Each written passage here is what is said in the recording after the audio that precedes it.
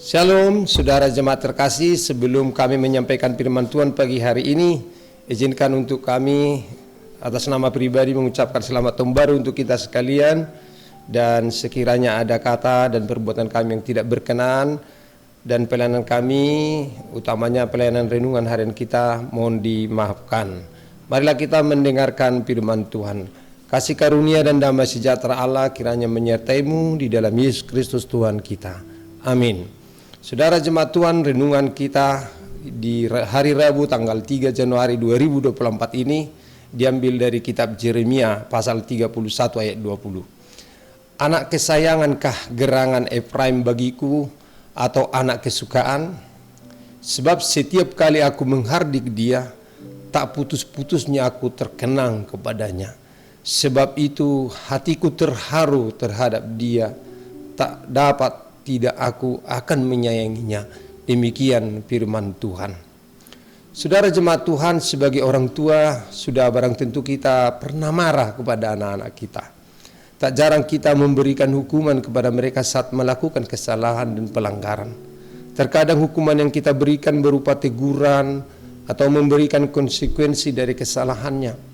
Misalnya tidak diberikan uang jajan, menambah tanggung jawab, menulis surat permintaan maaf, dan terkadang dengan hukuman fisik.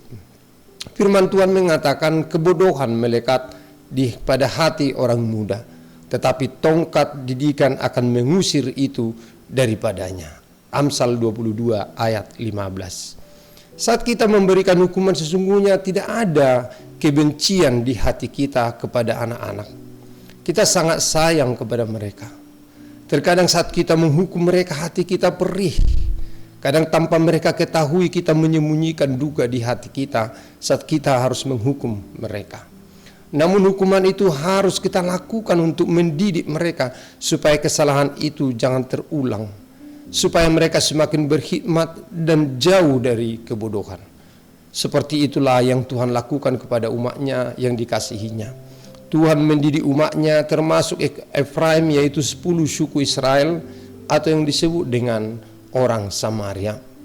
Firman Tuhan berkata, karena Tuhan memberi ajaran kepada yang dikasihinya seperti seorang ayah kepada anak yang disayanginya, seperti tertulis dalam Amsal 3 ayat 12. Tuhan memberikan ganjaran kepada umatnya, dan terkadang seperti firman Tuhan, memang tiap-tiap ganjaran pada waktu ia diberikan tidak mendatangkan sukacita, tetapi duka cita. Tetapi kemudian ia menghasilkan sebuah kebenaran yang memberikan damai kepada mereka yang dilatih olehnya. Dapat kita baca dalam Ibrani 12 ayat 11. Tuhan berkata dalam renungan harian kita saat ini, sebab setiap kali aku menghardik dia, tak putus-putusnya aku terkenang kepadanya.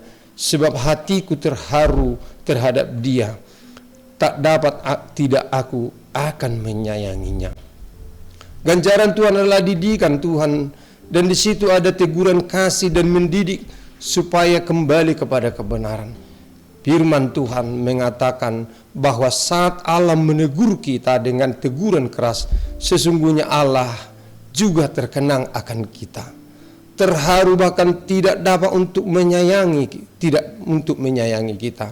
Tetapi teguran itu tetap dilakukan agar kita menjadi baik.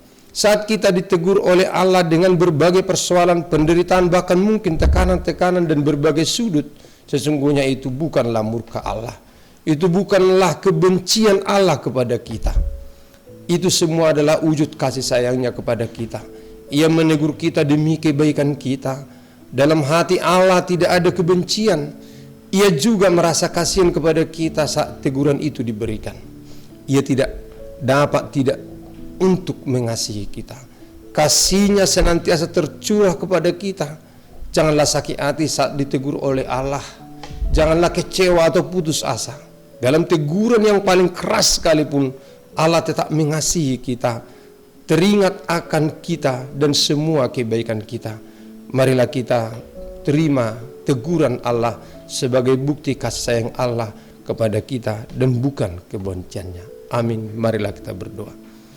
Kami sungguh bangga ya Allah Tuhan kami, saat Engkau sesungguhnya sangat mencintai dan menyayangi kami. Saat kami tersesat, gadai dan tongkat-Mu akan mengajar kami, supaya kami kembali ke jalan kebenaran.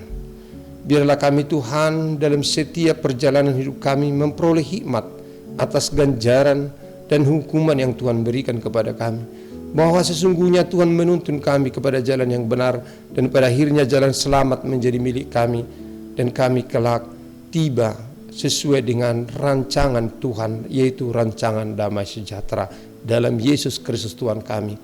Amin. Anugerah Tuhan kita Yesus Kristus, kasih setia Allah Bapa, dan persekutuan Roh Kudus kiranya menyertai kamu sekalian. Amin. Selamat pagi, selamat melanjutkan aktivitas bagi kita semua. Selamat tahun baru, Horas.